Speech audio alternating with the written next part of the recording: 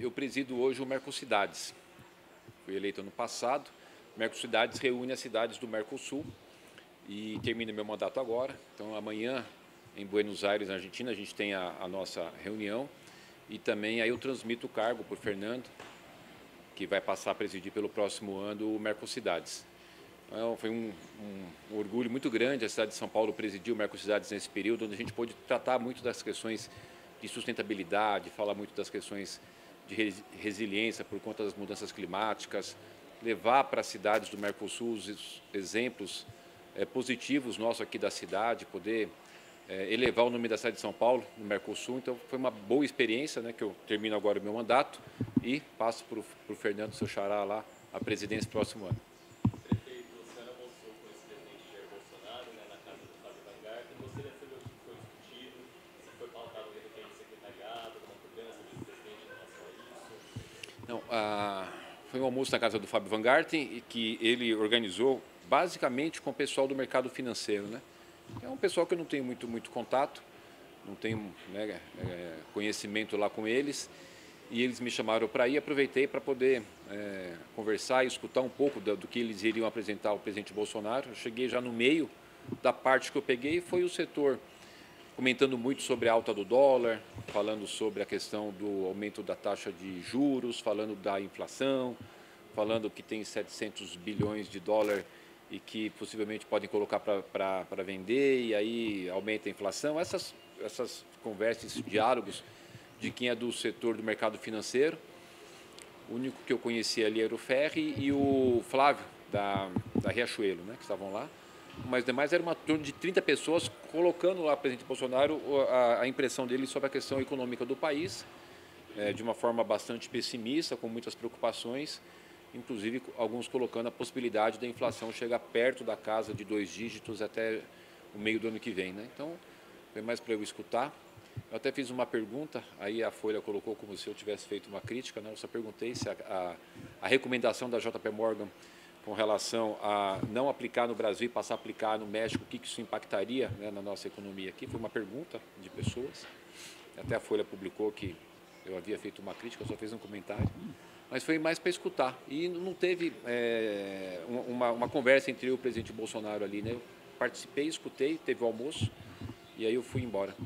Mas não tive nenhuma conversa, não, muito menos sobre o secretário. O secretário que vai decidir sou eu. Então, falando sobre o secretariado, saúde e educação são as duas principais pastas, devem ter alterações, Padula e Camargo saem. O Padula, ele está hoje lá em Brasília, até era para eu estar lá, no evento de Todos pela Educação. Para segunda ou terça-feira ele me apresenta o plano sobre os próximos 4 anos, me apresenta o balanço do que a gente fez, né? E aí eu vou decidir. Então, eu e do Zamarco posteriormente. Eu estou fazendo isso com todos. Me apresenta o que a gente desenvolveu, o que vocês pretendem desenvolver nos próximos 4 anos. Se me convencer, fica. Eu não estou assim para mudar, né?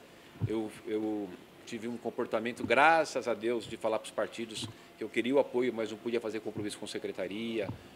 Recebo indicações, mas se eu tiver um secretário que está desenvolvendo um bom trabalho, que me apresentar um bom plano, um bom projeto para os próximos 4, eu não vou mudar, não. Eu vou manter. Começar o ano já com tudo isso definido, definir todas as secretarias antes de 1 de janeiro? Eu não vou fazer dessa transição um cenário político, eu vou mudar as pessoas no momento certo. Se eu tiver que mudar agora, eu vou mudar. Se eu tiver que mudar em janeiro, é uma continuidade do governo. Se eu tiver que mudar em janeiro, se eu tiver que dar para algum secretário algum prazo para ele fazer algum ajuste e me apresentar, eu vou fazer, né? Se der tempo de até o dia 31 fazer as confirmações e as substituições, eu faço, mas não é algo que eu estou assim perseguindo, né? Que eu vou fazer questão. Se algum tiver alguma necessidade de fazer algum ajuste, eu vou fazer. O que eu preciso é ter 4 anos bons, os próximos, é isso, para um bom time. Eu queria que o senhor falasse sobre a audiência de conciliação que está acontecendo agora. Qual é a expectativa do senhor? O senhor acha que vai sair um consenso dessa audiência? Tem que sair. Na decisão agora do ministro que marcou essa audiência de conciliação, que inclusive é o juiz auxiliar que vai presidir lá, onde tem representante da Prefeitura, da Câmara, do Tribunal de Contas e do Ministério Público, né? Está muito claro, inclusive no primeiro parágrafo da página 3 da decisão, é isso, né?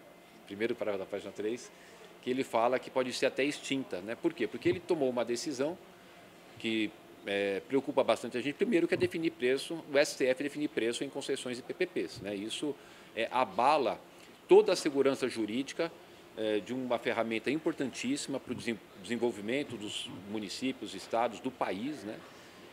Isso é algo preocupante, né? Então, não falo nem do caso específico, mas da questão de conceito do contexto, né? O ministro do STF querer interferir em preço de concessão em PPP. Isso é sério, isso não é um bom exemplo, isso impacta negativamente na segurança jurídica. Outro ponto é de que o que ele colocou na decisão já estava no contrato, então não existe nenhuma inovação. O que está lá é o seguinte: para praticar preços antes da concessão é o que a gente já pratica. Só que a gente ainda foi além, nós demos 25% de desconto nos funeral e enterro social, mantendo a gratuidade para quem está no CAD único, né, e para quem é doador de órgãos. Então não houve por parte da decisão do ministro Flávio Dino, por isso que logo que vocês me perguntaram quando eu li a decisão, eu relatei para vocês qual era a minha impressão. A minha impressão era de que ele havia sido ali levado a erro, e foi o que, do meu ponto de vista, aconteceu. Mas o importante é que ele marcou essa audiência de conciliação e a gente vai ter oportunidade só de levar o contrato, marcar com canetinha amarela o ponto e mostrar lá, e aí acho que fica superado. E a gente ter como exemplo essa questão de que é muito ruim o STF querer se interferir em preço de concessão em PPP, independente de ser essa concessão, né, que a gente está falando no caso específico. Está tendo, porque eu fiz o concurso de fiscais da SP Regula, né, tem um mês, 2 meses que eles assumiram, né, a gente colocou mais fiscais. A fiscalização é algo que a gente vai fazendo de forma contínua, né? E só lembrando, uma concessão em uma PPP, de qualquer área, inclusive essa, ela tem um tempo de maturação, ela tem um tempo para ser atendido os requisitos do contrato. Foi uma concessão, do meu ponto de vista, muito bem elaborada, porque a gente demorou para fazer, fizemos juntos, com a avaliação do Tribunal de Contas, uma modelagem que eu acompanhei ponto por ponto, parágrafo por parágrafo, né? E está previsto a remodelação e está previsto a reforma dos 22 cemitérios. Lógico que a gente não consegue fazer a reforma de 22 cemitérios porque é um negócio complexo, né? Até pela atividade que exerce. Então, eles têm até 2027 para concluir. Já concluíram a reforma das agências, já concluíram a contratação de pessoas, já concluíram uma série de ações dessa etapa. Mas eu queria só aproveitar e deixar muito claro, esse era o pior serviço da Prefeitura de São Paulo. Aquilo era um antro de corrupção. É impactante escutar um prefeito falar isso, né? Que era um antro de corrupção, mas era. E eu afirmo categoricamente, era um antro de corrupção, era o pior serviço da Prefeitura de São Paulo. A concessão vai melhorar isso. Se ficasse do jeito que estava, a gente não tem nenhuma perspectiva de melhora. Com a concessão, a gente agora tem uma perspectiva de melhora, já começou a melhorar, a gente tem muita coisa para fazer, mas a gente agora tem uma diretriz, tem um parâmetro da melhora do serviço. Ok, gente, obrigada, gente. Obrigada, prefeito. Pode.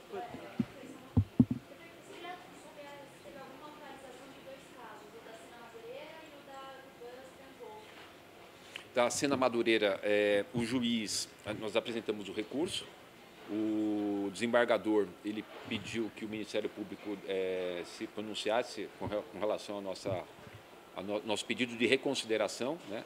Então, nós não fizemos nem recurso, fizemos um pedido de reconsideração para que o Ministério Público opinasse. O Ministério Público opinando, aí o desembargador vai definir se ele acata ou não o nosso pedido de suspensão da liminar.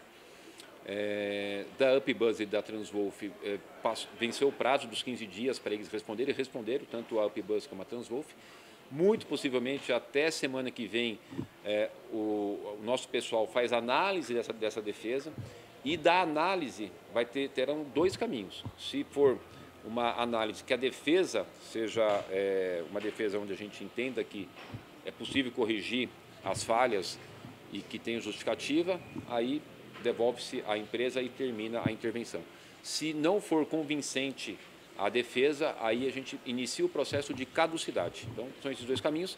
Até o final da semana que vem, a gente vai concluir essa análise da defesa das 2 empresas e aí dá a diretriz se faz a caducidade, processo de caducidade, ou se cessa a intervenção.